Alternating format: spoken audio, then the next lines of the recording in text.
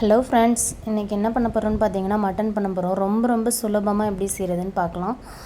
நான் மண் சட்டி எடுத்து வச்சுருக்கேன். அதில் எண்ணெய் விட்டு சோம்பு போட்டு வெங்காயம், இஞ்சி, பூண்டு மூணையும் அரைச்சி வச்சுருக்கேன். சின்ன வெங்காயத்தை அரைச்சி வச்சுருக்கேன்.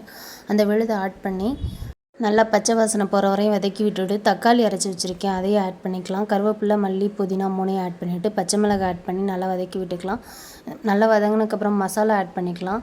மிளகாய்த்தூள், மல்லித்தூள், மஞ்சத்தூள், கரம் மசாலா, கொஞ்சமாக மட்டன் மசாலா ஆட் பண்ணி நல்லா கிண்டி விட்டுட்டு வேக வச்சு வச்சுருக்க மட்டனை நம்ம ஆட் பண்ணி அது கூட நான் உருளைக்கிழங்கு பொடி பொடியாக நறுக்கி வச்சுருக்கேன், அதையும் ஆட் பண்ணி நல்லா கிண்டி விட்டு குழம்பு நல்லா கொதி வந்தோடனே தேங்காய் அரைச்சி வச்சுருக்கோம், அதையும் ஆட் பண்ணிக்கலாம். நல்லா கிண்டி விட்டுட்டு மூடி வச்சோம்னா சுவையான மணமான மட்டன் குழம்பு ரெடி. இது சாப்பாடு, இட்லி, தோசை, சப்பாத்தி எல்லாத்துக்குமே நம்ம யூஸ் பண்ணிக்கலாம். ஒரே குழம்பு தான். ஓகே ஃப்ரெண்ட்ஸ், இந்த வீடியோ உங்களுக்கு பிடிச்சிருந்துச்சுன்னா லைக் பண்ணுங்கள், ஷேர் பண்ணுங்கள். மறக்காமல் நம்ம சேனலை சப்ஸ்கிரைப் பண்ணுங்கள். பாய். நெக்ஸ்ட் வீடியோவில் பார்க்கலாம்.